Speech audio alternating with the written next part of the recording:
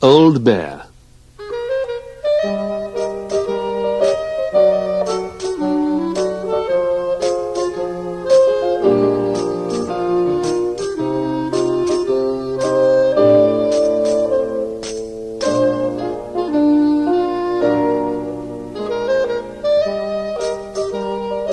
It wasn't anybody's birthday, but Bramwell Brown had a feeling that today was going to be a special day.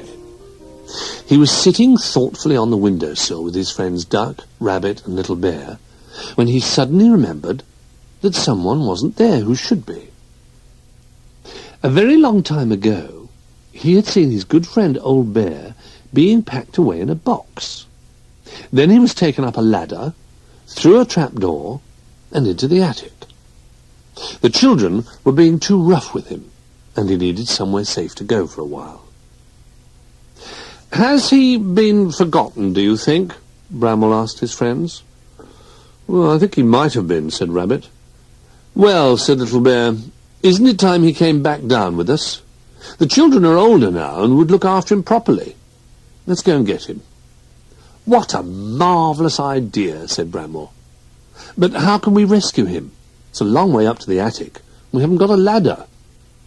"We could build a tower of bricks," suggested Little Bear. Rabbit collected all the bricks, and the others set about building the tower. It grew very tall, and Little Bear was just putting on the last brick when the tower began to wobble. "Look out!" he cried as the whole thing came tumbling down. "Never mind," said Bramwell, helping Little Bear to his feet. "We'll just have to think of something else." "Let's try making ourselves into a tower," said Duck. "Good idea," said Bramwell. Little Bear climbed on top of Rabbit's head, and Rabbit hopped onto Duck's beak.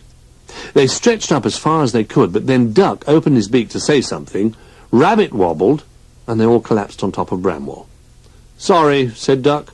"Perhaps that wasn't a very good idea." "Not one of your best," replied Bramwell from somewhere underneath the heap. "I know," said Rabbit. "Let's try bouncing on the bed." "Trust you to think of that," said Bramwell.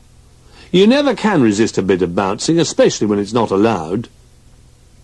Rabbit climbed onto the bed and began to bounce up and down. The others joined him. They bounced higher and higher, but still they couldn't reach the trapdoor in the ceiling. Duck began to cry. "Oh dear," he sobbed. "What are we going to do now? We'll never be able to rescue Old Bear, and he'll be stuck up there getting lonelier and lonelier forever and ever." "We mustn't give up," said Bramwell firmly. "Come on, Little Bear, you're good at ideas." But Little Bear had already noticed the plant in the corner of the room. "I've got it," he cried. "I could climb up this plant, swing from the leaves, kick the trapdoor open and jump in." In case it wobbled, Bramwell Brown, Duck and Rabbit steadied the pot. Little Bear bravely climbed up the plant until he reached the very top leaf. He took hold of it and started to swing to and fro, but he swung so hard that the leaf broke and he went crashing down. Luckily, Bramwell Brown was right underneath to catch him in his paws. "That was a rotten idea," said Little Bear. "What I was thinking," said Duck, "was that it is a pity I can't fly very well, as I could have been quite a help." "Aha!" said Bramwell. "That, my dear Duck, has given me a very good idea. I really think this one might work." In the corner of the playroom was a little wooden aeroplane with a propeller that went round and round. "We could use this plane to get to the trapdoor," said Bramwell.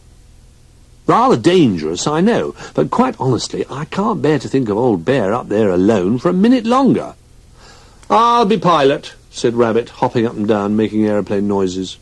"And I'll stand on the back and push the trapdoor open with my paintbrush," said Little Bear. "But how will you get down?" asked Duck. "I've already thought of that," said Bramwell, who hadn't really, but quickly did. "They can use these handkerchiefs as parachutes, and we'll catch them in a blanket." Bramwell gave Little Bear 2 big handkerchiefs and a torch so he could see into the attic. Then he began to wind up the propeller of the plane. Rabbit and Little Bear climbed aboard, and Bramwell began the countdown. 5, 4, 3, 2, 1, 0. They were off.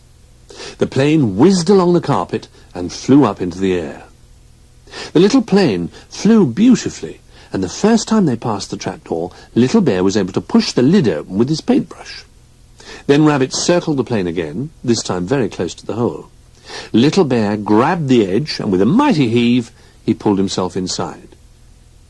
He got out his torch and looked around.